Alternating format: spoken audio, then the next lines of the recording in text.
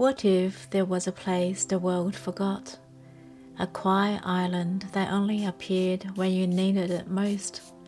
No maps, no signs, just golden trees, soft wind, and the feeling that you've been there before, even if you never have. Hi there. Welcome to a quiet moment with me here at Haze and Hue. I'm a beginner watercolour painter, just a couple of months in, and I've been documenting my journey since June 2025. Each video features a painting, sometimes based on a tutorial, but today's piece is an original, inspired by the golden hues of autumn. As always, I've paired it with a gentle story to keep you company. They say there's a place that only appears when the world slows down, when the air is crisp and the trees let go of their golden leaves without a fuss. A place you can't find on any map, no matter how detailed. People call it Willow Island. It's small as far as islands go. You wouldn't notice it from the road, and you would easily pass it by on the lake without ever seeing it at all.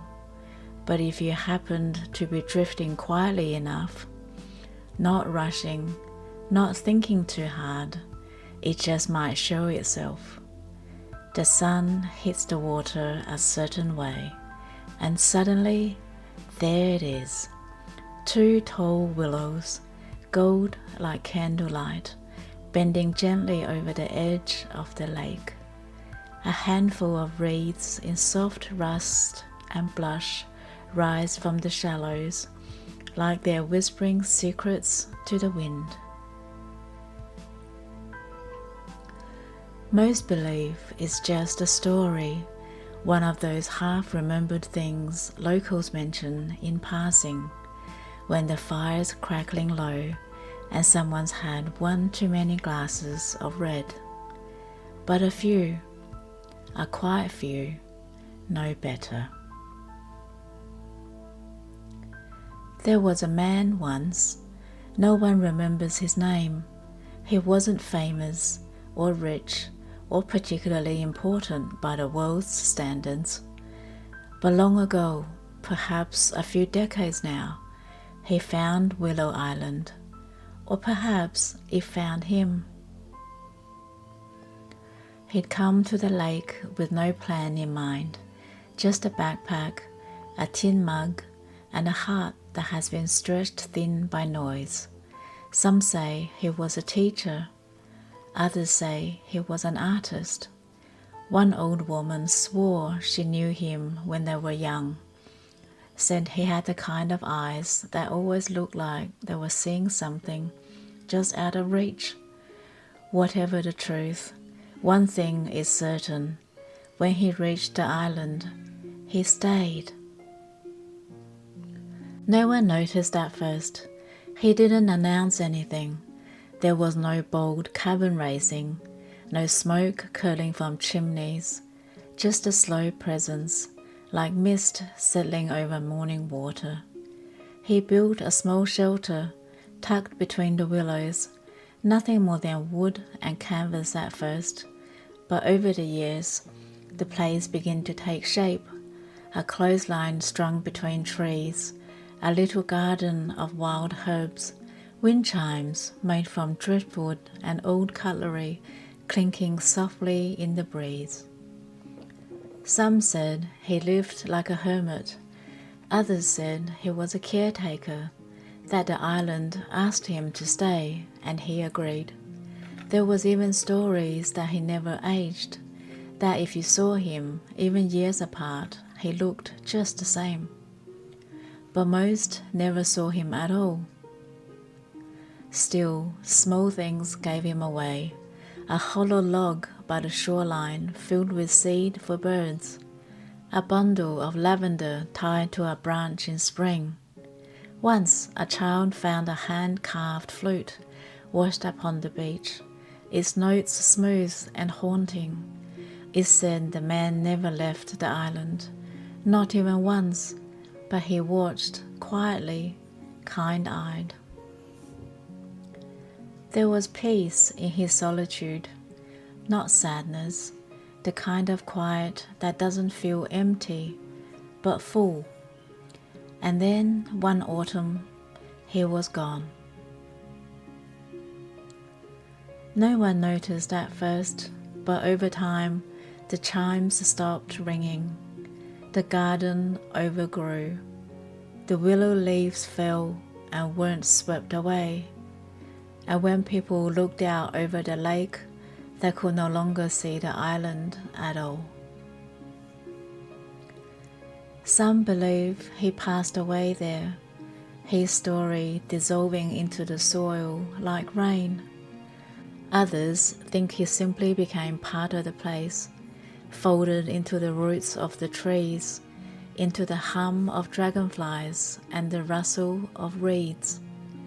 But a few say something different. They say Willow Island still exists, that it appears once a year to those who need it most. And when it does, you might just find traces of the man who once called it home. Years passed. The lake remained still and wide, quietly watching the seasons turn like pages in a forgotten book. And though the island no longer appeared to most, it hadn't vanished entirely. It was simply waiting. One grey-skied afternoon, long after the man had become more story than memory, a woman named Elsie arrived at the lake's edge. She didn't come for the view. She came because she didn't know where else to go. Her life had unraveled in small, quiet ways. Nothing dramatic, nothing loud, just little things. A job she once loved had grown dull and sharp at the same time. Her home felt like a stranger's.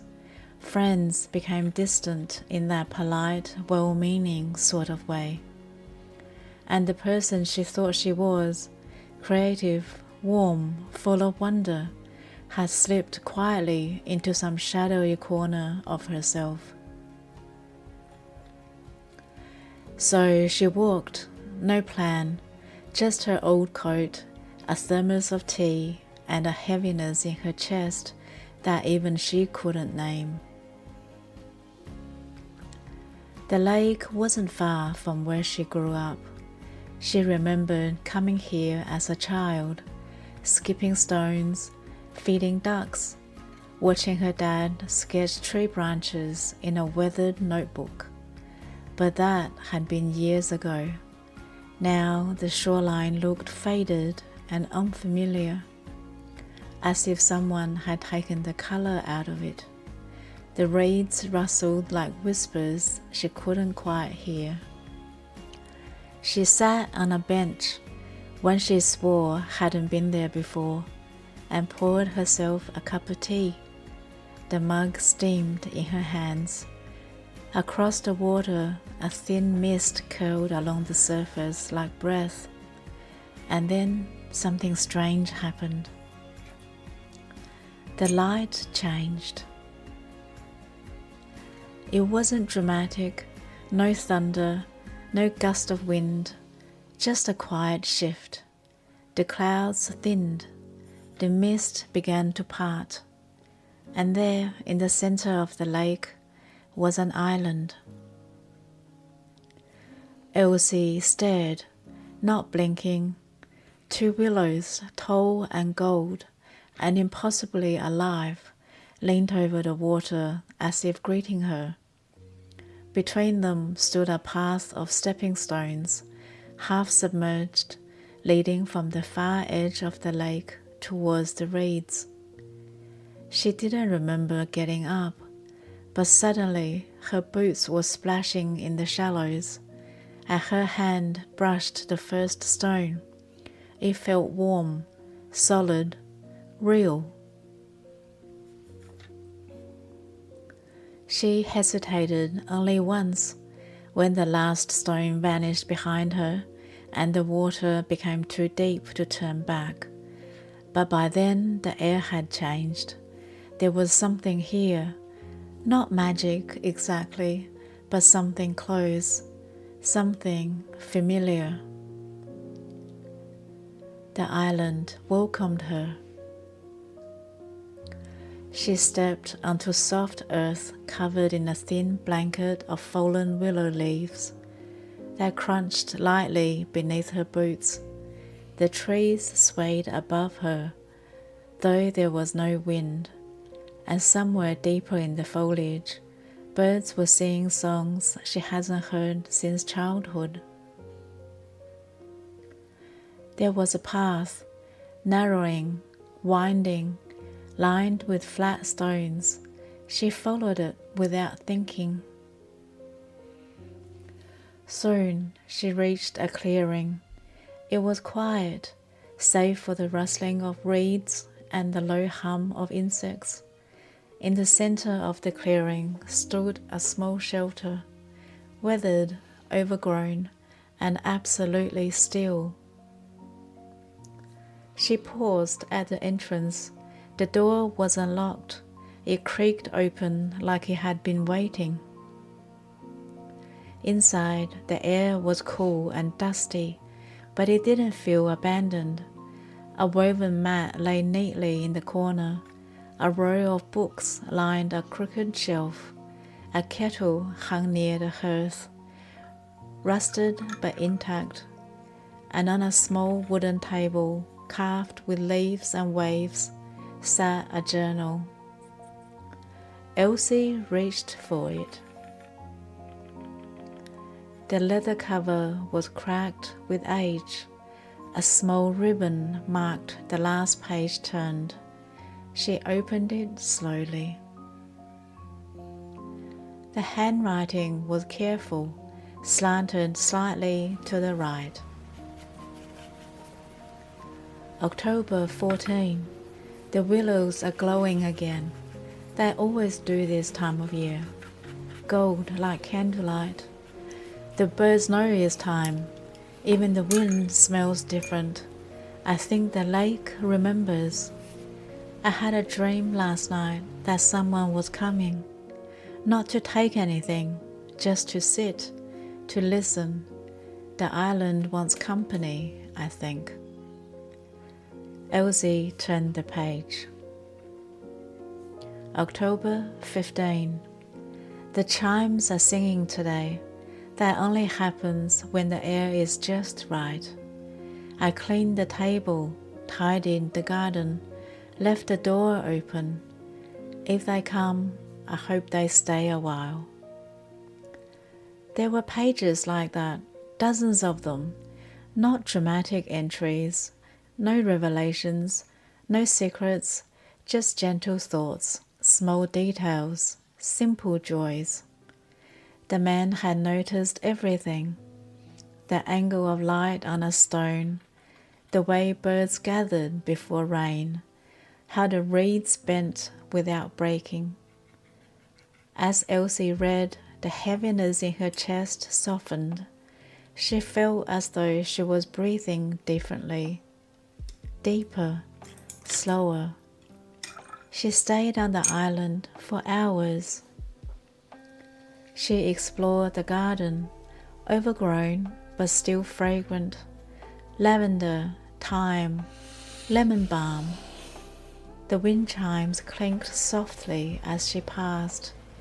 She walked the perimeter, hands trailing along the trunks of trees, eyes catching glimmers of movement, frogs near the waterline, dragonflies flitting through the air like glass ornaments. At dusk, she returned to the shelter. She made tea from herbs she recognized, sat on the steps, watched the sky turn peach and violet. She didn't speak. She didn't need to. And then, without warning, the island began to fade. Not disappear, not entirely, but the air grew thicker. The chimes fell silent. The trees swayed slower. And before she knew it, she was standing ankle-deep in water again. And the stepping stones gone, the island behind her blurred like a half-remembered dream. She was back on the bench, the thermos still warm in her hand. Only now the world felt different, lighter. For days afterward, Elsie wasn't sure if she'd really been there. She told no one, not because she was hiding it exactly, more because she didn't have the words. Every time she tried to form a sentence about the island, it felt like waking from a dream and trying to describe colors that didn't exist anymore. Still, the little things had changed. The heaviness in her chest hadn't returned. Her mornings felt quieter, even if the streets outside her apartment was just as noisy. She found herself noticing odd things, the way steam curled from a kettle, how pigeons gathered in strays, the exact color of the sky before rain.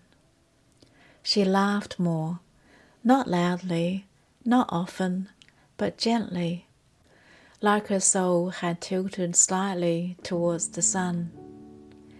And then one morning, she found something tucked inside the pocket of her coat, a single willow leaf, still gold, still soft, as though it had only fallen. She stared at it for a long time. She hadn't brought anything back from the island. She was certain of that. The only thing she remembered carrying home was the thermos. But there it was, real as breath. She pinned the leaf above her desk, unsure whether it was a sign or a gift or simply a reminder, and from then on she began to search. Not obsessively, not at first, but whenever she passed the lake, she'd stop, watch the water, listen to the reeds, trying to catch the same shift in the light. Nothing happened, not for weeks. But the island had changed something in her.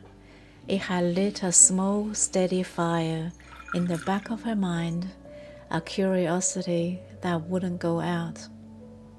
One night, she dreamed of the journal. In the dream, the pages were still being written.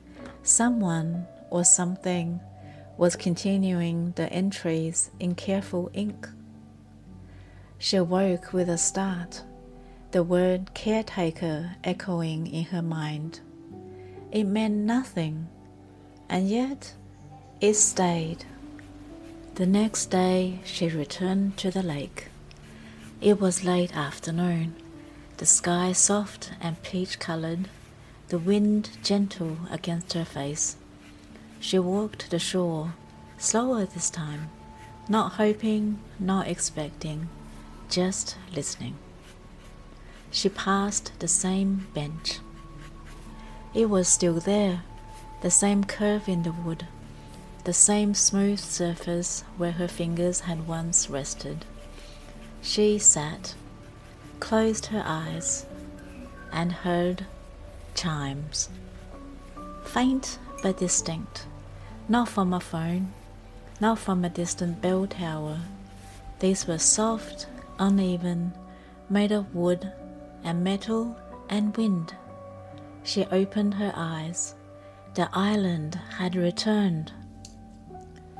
This time she didn't hesitate. She didn't wonder if she was imagining it. She simply rose, stepped toward the water, and waited. The stones emerged, one by one, as though they knew she'd come back. When her boots touched the island soil again, everything felt familiar, and yet somehow different. The willows greeted her like an old friend. The shelter still stood. The garden had shifted. A new patch of herbs bloomed near the path that hadn't been there before. Inside the cabin, the journal sat waiting. The same leather cover, the same slanted handwriting, but the last entry was new. November 3rd. She returned. I wasn't sure she would, but the island is pleased. The wind hums differently when she's near. I wonder if she'll notice the seed I left. Elsie stared at the page. She flipped through the others, searching for clues. Some entries seemed older now, ink slightly faded, but scattered between them were newer ones, not dated or signed. Some were just single lines. The willow bends, not breaks. Some things are only visible in stillness. She may not be the first. Elsie turned to the shelf. The books looked untouched. She opened one, an old field guide on native birds. A small envelope fell out. Inside was a single black and white photograph, blurry, faded, but unmistakable. It was the island. And in the photo, standing beneath the willow trees, was a man with a carved walking stick and a kind, unreadable expression. His face was tilted slightly to the side, as though he could hear something no one else could. On the back of the photo, someone had written, "Find the flute." Elsie searched for hours through the garden, under floorboards, along the shoreline. She checked the rafters, the tool chest, even under the roots of the willow. Nothing. It wasn't until she stepped into the reeds just beyond the waterline that she saw something wedged between stones. Pale wood, smoothed by time. The flute was real. She held it gently. The grain of the wood was warm against her fingers, though the air had grown cool. It wasn't broken, just worn. She raised it to her lips, but stopped. She didn't know how to play. Instead, she carried it to the shelter and laid it on the journal, like an offering. The next entry appeared overnight. She found it. That's good. That means she's listening. The island chooses carefully. She won't understand everything yet, but she's not alone.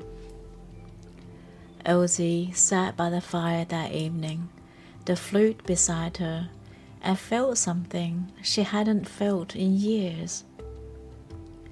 She felt watched, not in the way that unnerves, watched like a parent watches a child take their first steps, watched with care, with patience, with deep and unspoken affection. Before dawn, she left the island once more. This time, the willow leaf she brought with her turned silver in the morning light.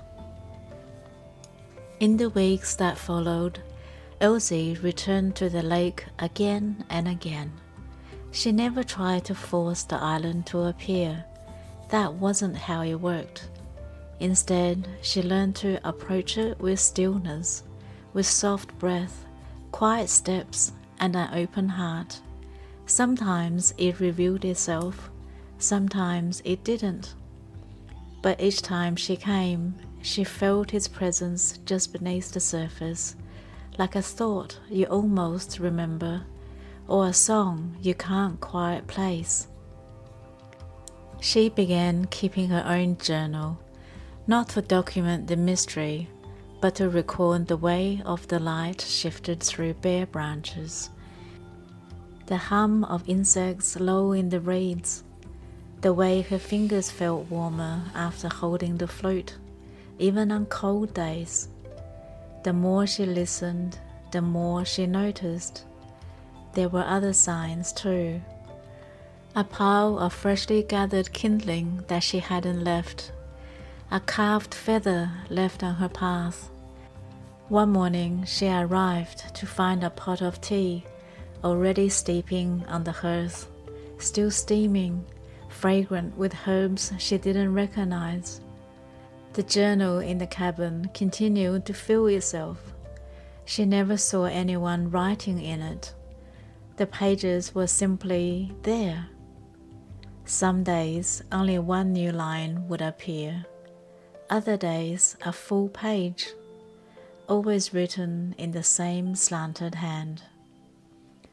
She's beginning to hear what the island hears. The reeds spoke today, she answered. The water remembers her. Elsie didn't understand it all, but she stopped needing to. One cold morning, she found a new structure nestled deeper in the trees, a small lookout of sorts, built from driftwood and lined with moss. Inside, someone had left a woven blanket, a pair of hand-knitted gloves, and a stone bowl filled with seed. Birds gathered there in the early light, bright-eyed wrens, crimson rosellas, and a single-pied carawan, whom returned each day at exactly the same time. She named him Ash. Elsie often sat in the lookout for hours, sketching, writing, or simply listening. She didn't realize it at first, but the longer she stayed, the more the island began to shape itself around her. Paths became clearer, flowers bloomed out of season, the air hummed a little differently. The journal offered no explanation, only this: she's not just a visitor anymore. One afternoon, after a long stretch of rain, she found the willow grove washed with golden light. The leaves glittered with droplets. The water was high, rippling with lazy confidence. She wandered through the reeds and came across something strange. A stone, large and flat, carved with a symbol she didn't recognize. It looked old, older than the shelter, older than the journals. A spiral nestled within a crescent, encircled by tiny willow leaves. She traced it with her fingertips. It felt warm, even in the shade. That night, the journal contained only one entry: ask what you are ready to remember. For days, Elsie puzzled over it. Was there something she was meant to recall? Had she been here before, in another life, another time? Or was the island asking a different kind of question? The more she sat with it, the more she began to wonder if the island wasn't a place at all, not entirely. Maybe it was a mirror, a reflection of something inside her, a memory waiting to be rewritten. One evening, she fell asleep beneath the willows. She hadn't meant to, just closed her eyes for a moment. In her dream, she saw the man, not young, not old, just steady. He stood at the edge of the lake, his walking stick in one hand, the flute in the other. His eyes were kind, but full of questions. He didn't speak. He simply held out the flute. When she reached for it, the dream shifted. The sky turned amber, the ground beneath her vanished, and she was floating, not falling or rising, just drifting. When she woke, the flute was resting beside her. She'd left her inside the shelter the night before. She didn't question it. Later that week, she brought the flute home. She didn't know why, just felt ready. At her kitchen table, she began to teach herself how to play, not formally, not with sheet music, just by ear, by breath, by instinct. The first notes were clumsy, thin, wavering. But the sound that emerged was unlike any she'd heard before. Soft, ancient, like a lullaby sung by trees. She played every morning, and as she did, the world around her began to shift again. Her plants thrived. Strangers smiled at her more often. Birds gathered on her windowsill. Dreams returned, vivid, detailed, full of golden light and rustling leaves. The island, she realized, was with her, not just on the lake, but everywhere. One morning, weeks later, she returned to the lake one last time, not out of habit, but because she felt a pull, a quiet, knowing nudge in her chest. The bench was there, as always. The lake was still. She waited. The mist parted, and the island appeared. But this time, something was different. There were lights, tiny golden lanterns swaying from the trees. The wind chimes rang gently, though there was no breeze. A path of petals lined the way from the shore to the shelter. And when she reached the cabin, the door was already open. Inside, the table had been cleared. A new journal sat waiting, blank. A folded piece of paper rested on top. Her name, written in that same slanted hand. She opened it slowly. You've heard what we hear. You've seen what we see. You know now, the island is not a secret to keep, but a story to carry. Stay as long as you like, or go and carry it with you. You're its caretaker now. No signature, no goodbye, just those words. Elsie stood in the doorway for a long time, watching the willows shift in the windless air, listening to the hum of life all around her. Then she picked up the new journal, turned to the first page, and began to write. She never told anyone about the island, not directly. But if you passed her on the street, you might hear a tune carried on the wind, a quiet flute melody that makes you feel, just for a second, like you've forgotten something beautiful. If you sit long enough beside the lake, you might see her footprints, soft impressions in the mud that vanish when you blink. And if you're very quiet, very still, you might just see the trees shimmer, and in the distance, 2 golden willows waiting. Years passed. The island remained, just as it always had, somewhere between memory and mist, between what is real and what we hope is real. No one built a road to it. No ferry routes were ever mapped. It stayed untouched on any official survey. But some people found it. Not many, just a handful scattered across seasons.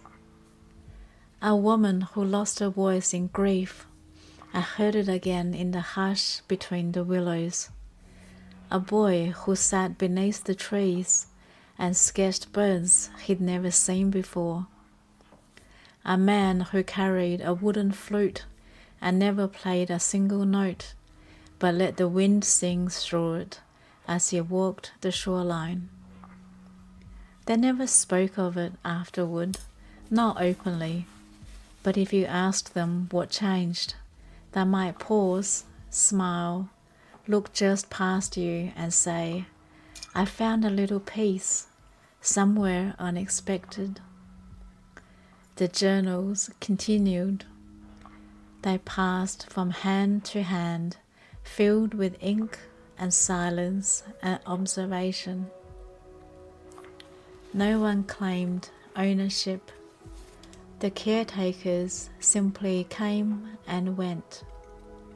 They left behind seeds, stones, songs, the kind of marks you don't see unless you're looking sideways. Some say the island grows a little each time someone finds it, that the trees lean closer to the water, that new birds come to nest, that each visitor leaves behind a piece of their story, pressed between the pages of the wind. If you were to walk there today in the cool rush of early autumn, just as the first leaves begin to fall, you might not see it, not at first. You'd have to sit, wait, let the noise of the world fade behind you. Let your thoughts scatter like seeds on the surface of the lake, and then maybe, just maybe, you'd hear the chimes. You'd feel the shift in the air. You'd notice the willows, gold and soft, leaning forward like they've been waiting just for you. And if you do, step gently. Bring nothing but kindness. Take nothing but stillness. And listen, not just with your ears, but with your memory. Because the island will only reveal itself if you're ready, and it will only remain if you're true. Thank you for spending this quiet moment with me. If you enjoyed the painting or the story, I'd love to have you join me again. Until next time, let the quiet moments inspire you.